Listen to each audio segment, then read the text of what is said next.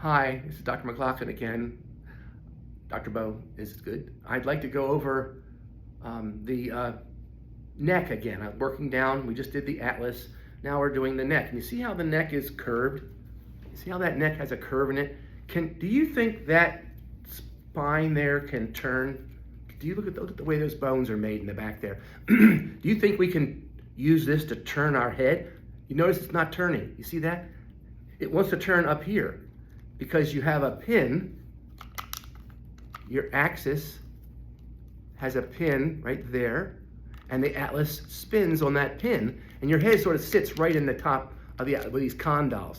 These are called condyles, and it sits right in there, so there's not a lot of rotation between C0 and C1. It mostly happens on that pin, and you get about 45 degrees right, 45 degrees left at that atlas axis joint, atlantoaxial joint. And that gives you about 45 degrees to your right, 45 degrees to your left. Go back to the YouTube with me sitting on the beach. I'm going over that. So after you get to the range of motion of this top joint, I'll try to show it close. And after you get to 45 degrees, approximately, it's about 45 degrees. When you start to get to 40, you want to do 46, the atlas and the axis can't turn anymore.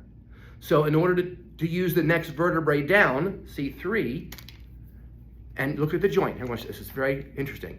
You can't turn because the joint, look, I'll try to turn down here. I'll try to turn down here.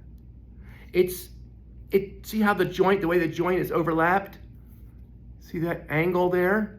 That's not allowing any turning. Now, if I straighten the neck, now look at this. I can use the lower neck to turn. Did you see that? That's so cool.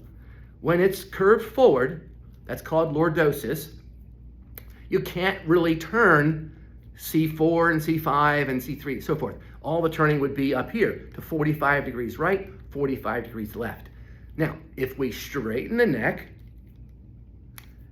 now you can turn the lower neck. Now, I don't know if this is obvious. I don't read a lot of research and go into if people discovered this, but I presume it's known that in order to use C3, C4, C5, and subsequently each subjacent vertebrae to turn your head past 45 degrees, that it has to straighten.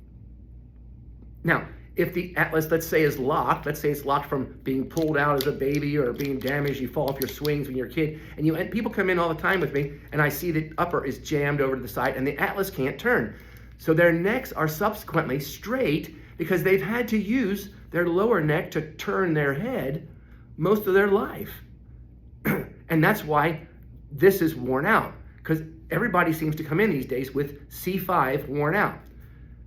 And I remember years ago going to a very prominent, it was Dr. Pierce, and he had us put the patient on their stomach, put our hand in here, and use the drop piece on the table, and basically, boom, boom, try to bang that curve. And I said, this isn't going to work, because as soon as the patient gets up and wants to turn their head with the atlas stuck, they're going to have to straighten their neck and use the lower neck. You get that? This is the way it's designed to be, with about a 23 degree, it's called an arc of a circle. So you draw a circle with a 23 degree arc. That's about what this is. And if you can turn your head all day long, 45 right, 45 left, with no problem. All of a sudden you want to back up and back the car out of the garage. Even in a healthy neck, you're going to have to straighten the neck and then use those lower 5, 6 vertebrae to now get 90 degrees out of your head to back yourself out of the garage. And then you're supposed to come back to the center, and the neck is supposed to reset to the front and back to your 23 degree curve, and the head is right here, and the ear hole is supposed to be over top about the C7 hole. So the C7 hole, you'll hear me say that, the C7 hole and the EAM, external auditory meatus, are supposed to be over top of each other. And that is the defined normal neck. But in order to, if the atlas is locked, if the atlas gets jammed or injured, which most of us it does, and it doesn't work, we'll start to use C3, 4, 5, 6, 7 immediately. And we'll be out of them at 45 degrees. And then, if you want to go further, this is really important, but it's getting detailed here, guys, I'm sorry. You start to recruit these thoracic vertebrae. They're not supposed to be rotators. But if you try to back the car up and the atlas is locked, now you've turned 3, 4, 5, 6, 7, now you're at 45 degrees, because this didn't contribute, it's 45 degrees, so you're still at 45, and you gotta look behind you. You have to straighten the upper thoracic, make that a stick. Now you can turn using the thoracic vertebrae. And there's ribs involved in these little joints right here. You can see this little, that's where the rib comes in and seats.